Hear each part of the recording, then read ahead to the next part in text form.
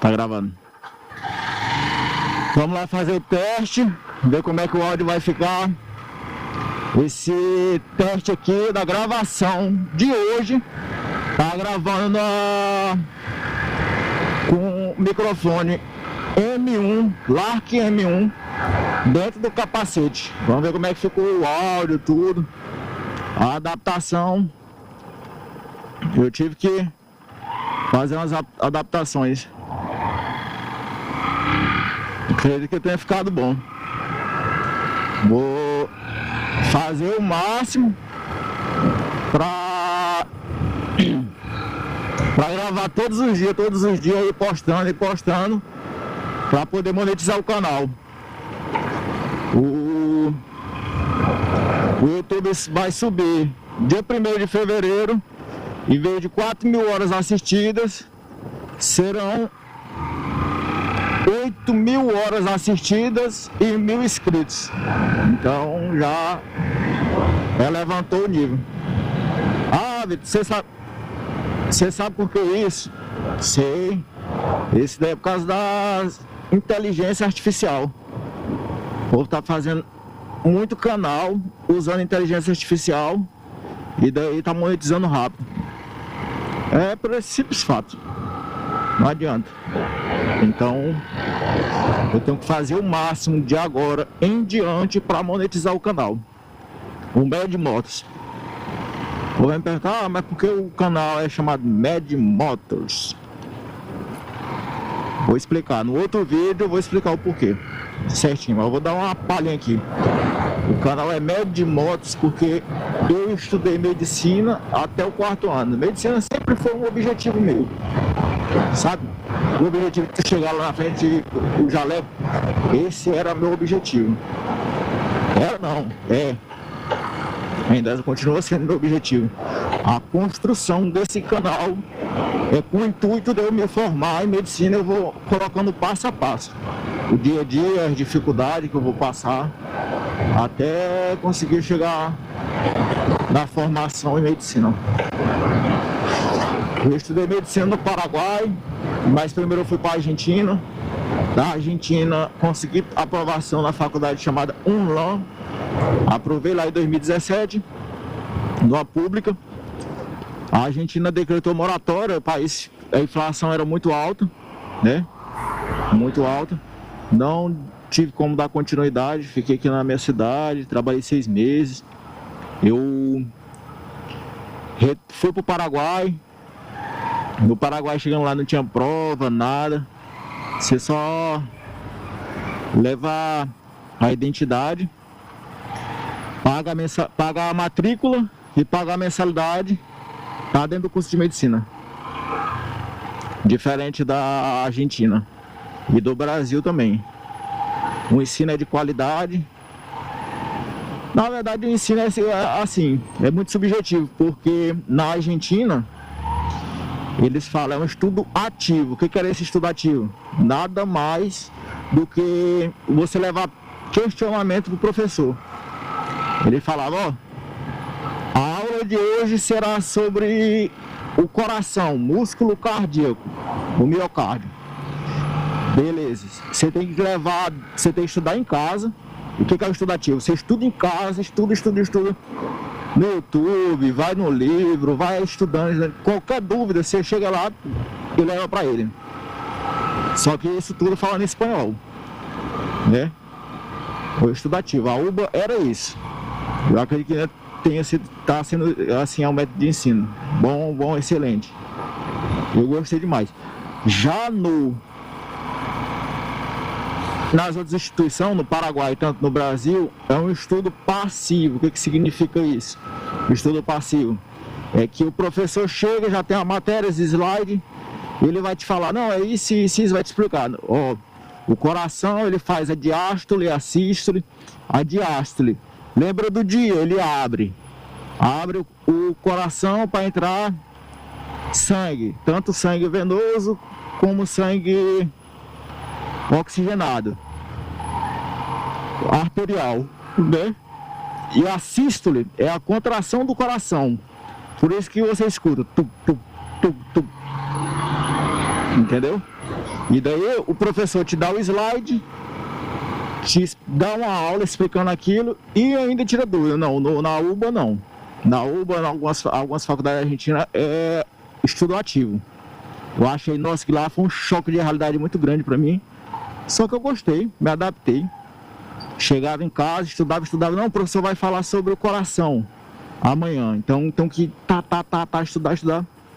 Para saber o que é. Senão, se eu não souber, eu pergunto. Só que, lembra, eu falei que é tudo em espanhol. As perguntas. Os argentinos, ele tem uma rixa tanto no futebol, né? E daí o professor já falava assim, ele falou pra menina, eu lembro da sala de aula com 120 pessoas, uma sala de aula enorme. A menina foi brasileira, foi perguntar, ela tava perguntando tudo perfeito em espanhol. E daí ela errou uma palavra.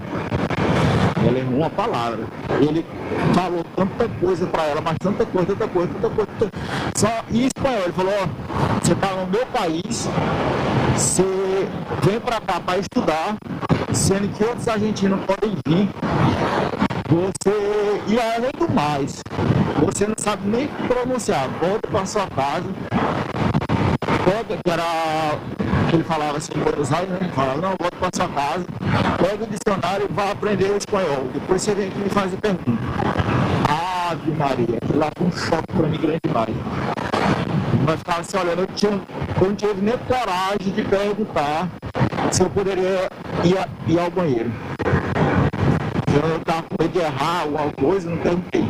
Mas foram 2 horas a aula dele, ele sentado e ninguém perguntando. E ele só de 20 minutos, ele falou, chegava e falava assim, ei, vocês têm dúvida? Aí nós, não. Vocês têm dúvida? Eu tô aqui. Aí ele falava assim, ó, se vocês não me trazem dúvida, eu não tenho como dar aula, vocês têm que me trazer para eu poder dar aula de acordo com as dúvidas de vocês. Aí eu, caramba, eu fiquei com a vergonha de perguntar, Os argentinos perguntavam, mas eram tipo os argentinos que não tinha uma pergunta bem profunda, uma pergunta rasa, tudo.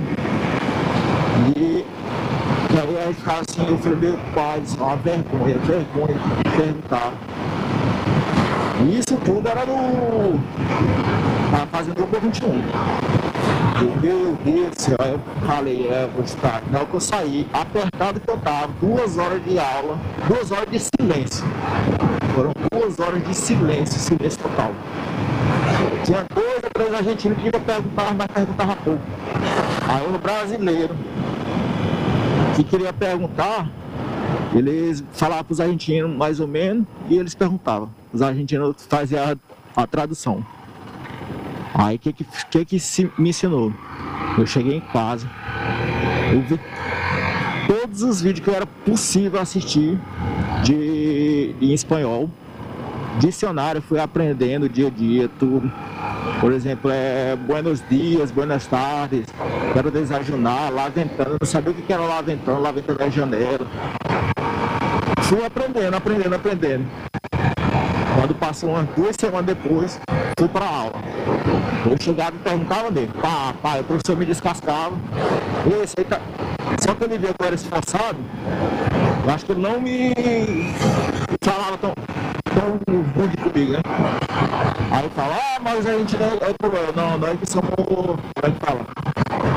Meio melindroso, qualquer coisa se abala fácil. A gente tu chama ele assim, ei, meu aniversário é amanhã, tá convidado, você vai? Ele fala assim na sua cara, não vou. Mas por que não quero ir? É da cultura deles. Então o ensino lá é o ensino ativo que eles falam, e tem o ensino passivo, que é o professor que vai levar o conhecimento. Ativo é quando o aluno leva a sua dúvida e o professor dá aula sobre aquilo. Deixa aquilo magnífico. E eu li o livro todo em espanhol. Tudo para aprender. E eu tinha dúvida, eu falei, cara, estou a 3.000 e tantos quilômetros de distância da minha terra.